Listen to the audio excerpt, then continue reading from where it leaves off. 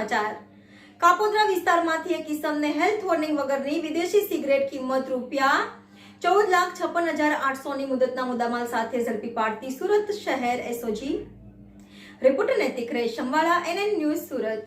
દર્શક મિત્રો, તમારી આસપાસ બની રહેલી અવનવી ઘટનાઓ વિશે જાણવા માટે NN ન્યૂઝને લાઇક કરો, શેર કરો, સબસ્ક્રાઇબ કરો અને બેલ આઇકન પ્રેસ કરો, જેથી આપને નોટિફિકેશન્સ મળતી રહે।